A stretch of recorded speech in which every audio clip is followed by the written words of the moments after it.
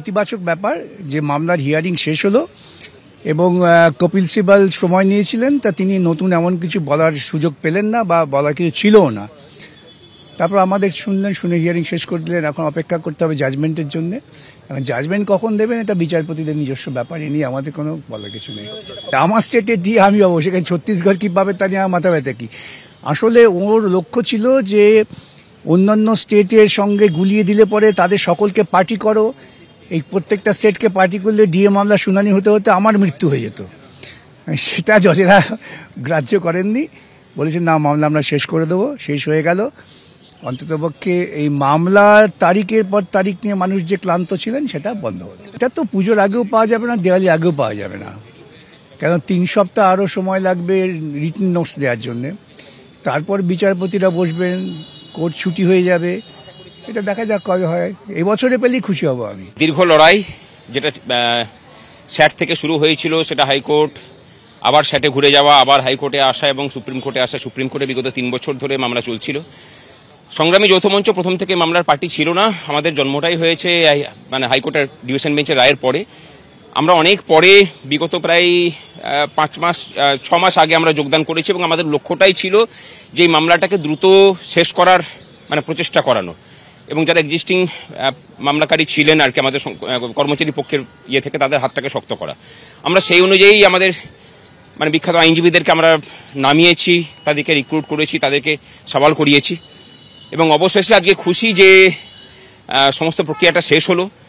2 সপ্তাহের মধ্যে সরকারকে কম্পাইলেশন করে অনেকগুলো তারা রিটেন নোট অফ সাবমিশন জমা করেছেন, সেগুলোকে সব কম্পাইল করে একটা দিতে হবে। আমাদের পক্ষ থেকেও সেটা জমা হবে। ডিএটা যে রূপা 2009 অনুযায়ী কর্মচারীদের অধিকার, সেই অধিকারটা প্রতিষ্ঠিত হবে এবং সরকারের পালাবার খুব একটা জায়গা থাকবে না। 3 সপ্তাহ পরে মধ্যে প্রক্রিয়া শেষ হবে, তারপরে রায়দান হবে। সুপ্রিম কোর্টে ডিএ মামলার শুনানি শেষ হয়েছে, রায়দান স্থগিত রেখেছে সর্বোচ্চ আদালত। রাজ্যের তরফে আজকে সওয়াল করা হয়েছে যে বিভিন্ন রাজ্য বিভিন্ন হারে ডিএ দেয়, যদি সুপ্রিম কোর্ট কোনো নির্দেশ দেয় সমস্ত রাজ্যকে তা মানতে হবে। আরো বিস্তারিত আমরা জানবো, কথা বলবো। বিজেন্দ্র সিংহ আমাদের প্রতিনিধি রয়েছেন। বিজেন্দ্র, কি হলো আজ সর্বোচ্চ আদালতে? দেখো, আজকে যেটা তুমি বলছিলে, কপিল সিবাল রাজ্যের হয়ে অ্যাপিয়ার করেন এবং তিনি বলেন কি কেন পশ্চিমবঙ্গে যে ডিএ দিচ্ছে সেটা সঠিক রয়েছে এবং যেটা প্রয়োজন সেটাই রাজ্য সরকার করছে। তারা এটাও বলেন কেন্দ্রীয় সরকার এরকম কোনো রুল নেই বা কোনো আইন সরকার করেনি যে সব রাজ্যকে কেন্দ্রীয় হারে মেনেই দিয়ে দিতে হবে। দ্বিতীয়ত তিনি বলেন কি প্রত্যেকটা রাজ্যের একটা নিজের পরিস্থিতি রয়েছে, সেখানকার পারচেজিং পাওয়ার আলাদা রয়েছে, সেখানকার রাজ্য সরকারের কর্মচারীরা এরকম অনেক বেনিফিটস পান যেটা কেন্দ্রীয় সরকারের কর্মচারীরা পায় না। সেক্ষেত্রে রাজ্যকে বাধ্য করা যেতে পারে না একটা স্পেসিফিক রেট অফ দিয়ে দেওয়ার জন্য।